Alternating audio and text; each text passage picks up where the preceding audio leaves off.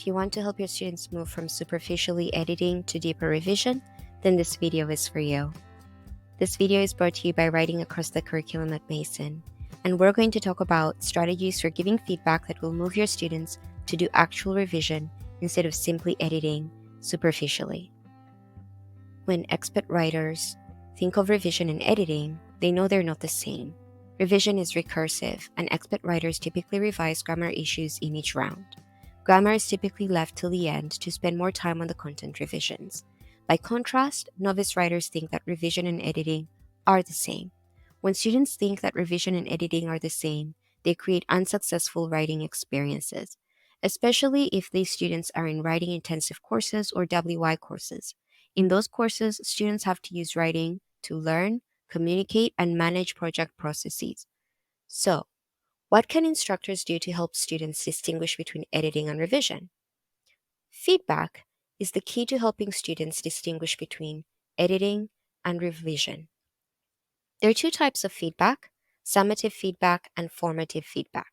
Summative feedback is like a report card or even a final grade that comes at the end of a completed project.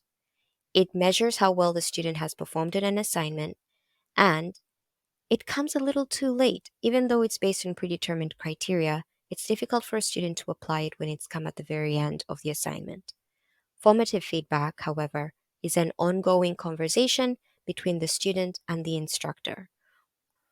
Formative feedback offers a few targeted comments about specific concerns that are relevant to the writing project stage and the goals of the assignment. Therefore, formative feedback has to be frequent and timely, helping to think of mistakes and successes as stepping stones in their writing journey. Summative feedback recognizes students' overall efforts and holds them accountable. However, formative feedback is more helpful in a deeper revision. An easy way to think of formative feedback is to visualize it as a timeline. Notice that feedback occurs multiple times during the writing process. This is to help a student to do deeper learning by thinking about their ideas as they are writing and getting more structured support. Put simply, formative feedback will help your student to develop and organize their ideas instead of simply focusing on grammar. Now, there are two techniques of formative feedback: re-seeing and reshaping feedback techniques. The re-seeing feedback technique asks students to develop their ideas and connect them to a larger audience. Let's look at an example. Think of an education student who wants to argue that classism exists in her program.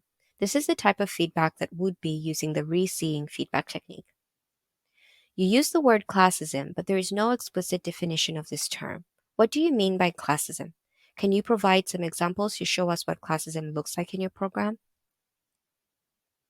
And the reshaping feedback technique will ask the student to think about the organization of their ideas and how those ideas relate to a larger audience. Here's another example. A neuroscience student is struggling to organize their introduction section. Here's some feedback you can provide. If you arrange your sentences to follow this type of organization, then you'll be on your way. The organization I propose is to start with the problem instigating this research, and then briefly show some background about the problem based on what you've read from previous studies. After that, state your purpose at the end of the introduction. This is the way writers in our field describe their introduction sections. So let's review. Helping students to move from superficial editing to deeper revision requires that you start with formative feedback. Also use the re-seeing feedback technique, which will help your students to develop their ideas, and think about the reshaping feedback technique in order to help your students think about how they're organizing their ideas in their paragraphs and sections and connecting to the larger audience. WAC believes that formative feedback will help students to engage in their learning, think more critically, and communicate more effectively within their disciplines. If you want more help to give formative feedback in your classroom, we encourage you to participate in our cross-disciplinary communities, where you will get hands-on support to design and facilitate purposeful learning. So please reach out to us so that we can connect you to some highly rated workshops and other resources. Thank you for listening.